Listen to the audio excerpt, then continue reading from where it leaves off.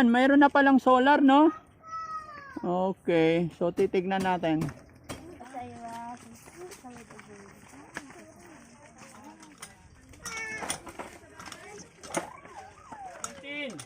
18, 19, 20. Hello mga kabarangay, magandang hapon na naman po. Kumusta po kayong lahat? Ang inyong lingkod po si Daddy Frankie at sa ngayon po, kung naalala nyo po yung aking naiiri na po nakaraang araw ay nakaraang linggo po si Jopay. Yun po yung nanay na tinulungan natin at inabutan natin sa kanyang bahay na sira po yung bahay niya. Kaya nakipag-coordinate si Daddy Frankie na ipaayos yung bahay. Tapos ang hiling po rin ni Jopay na isa pa is mapagpatayo tayo ng poso. So binalikan ng Daddy Frankie team kung talagang si Jopay po ay tumupad sa usapan. Dahil sinabi ko sa kanya, babalikan ko at titignan ko kung ano po ang mangyayari doon sa mga napagkasunduan namin. Mga kabarangay, ito na po yung bahay na pinagawa ni Daddy Frankie, pinaayos. At tutuloy po tayo, samahan nyo po ko nang ma-witness po natin at ma-witness nyo rin po kung ano ang nangyari sa mga ibinigay na tulong ni Daddy Frankie. Kung nakatupad po ba si Jopay. Tara mga kabarangay, samahan nyo po ako.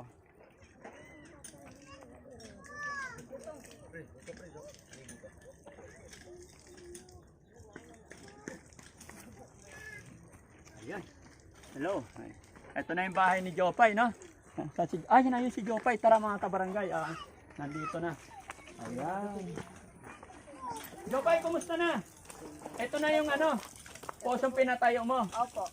Pero madilim pa eh. Opo. Ay malabo pa. Kailangan po po pasisipan po. Okay. Pero lilinaw din yan. Opo, lilina daw po. So mga katulong na rin ba yan sa inyo rito? Opo, Daddy Frankie. Ayan po mga kabarangay. Ayan po yung isang bagay na hiniling sa akin ni Jopay. Yung magkaroon sila ng poso dito. At bagaman medyo second hand po yung gripo.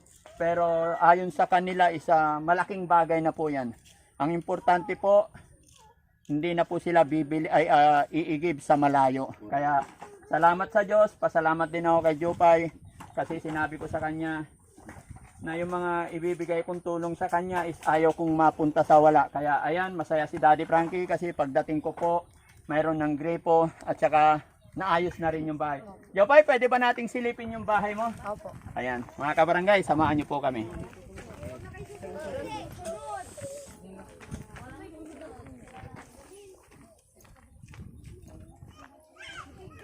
Ayan.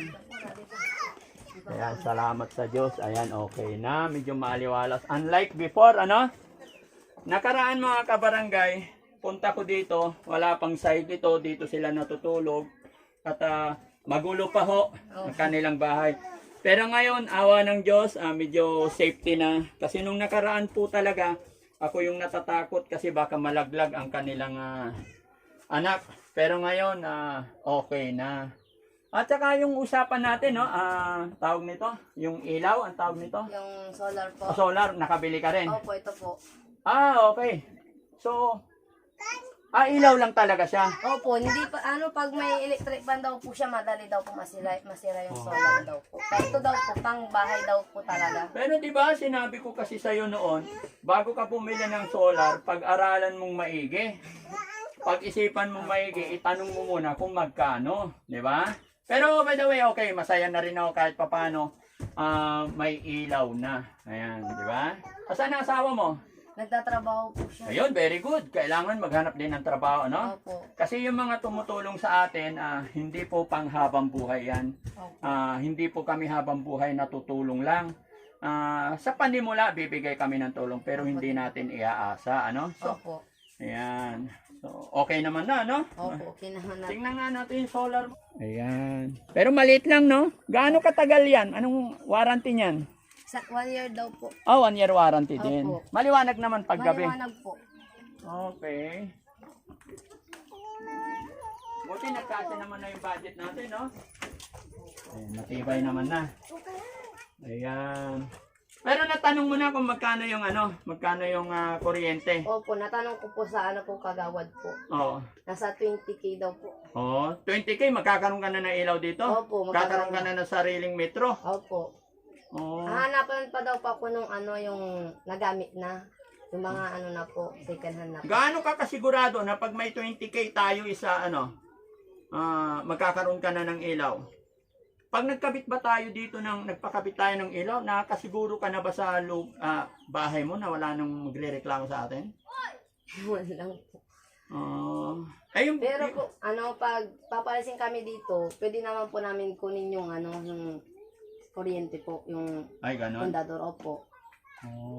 Yun ang inaalala ko eh. Di ba? Oo. Pasama to. Ha? Pakabit na tayong kuryente. Ha?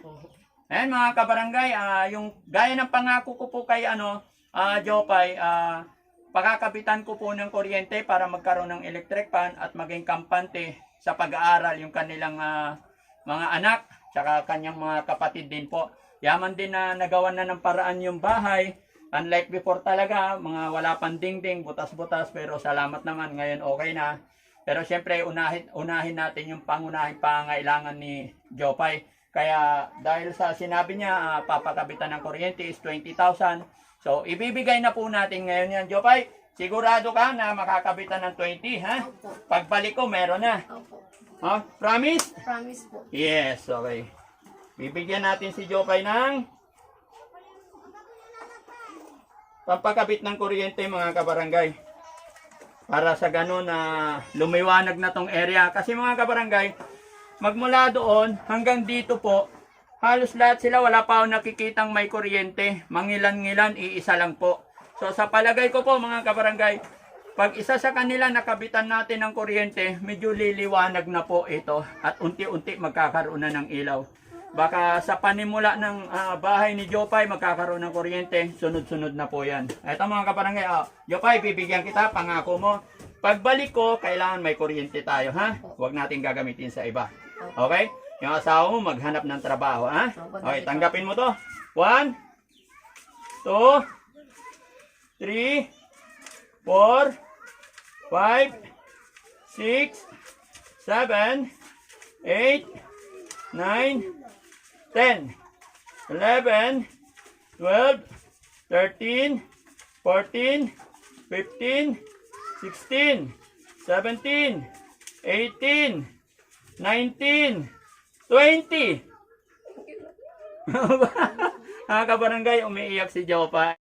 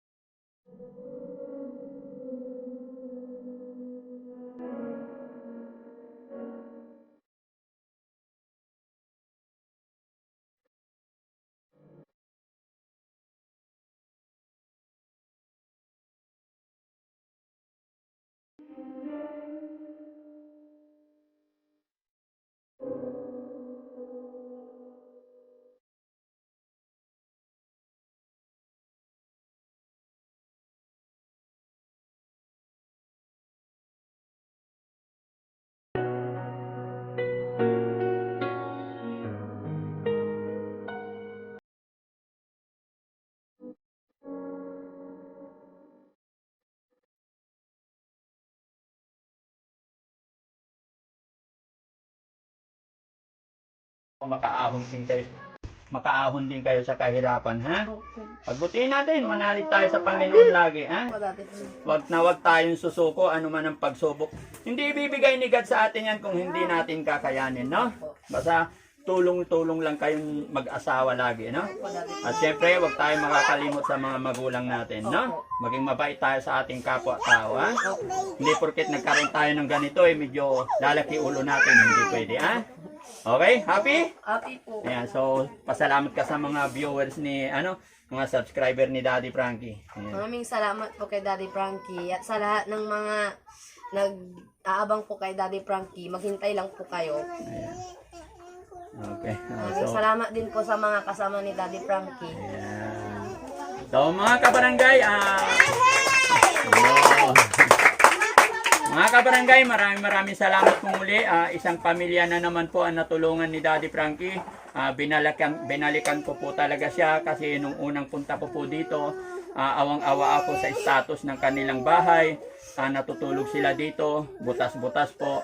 Pero ngayon masaya ako kasi yung iniwan kong pera sa kanila na pambili po ng poso at saka pambili ng solar, saka pagpapaayos ay natupad lahat.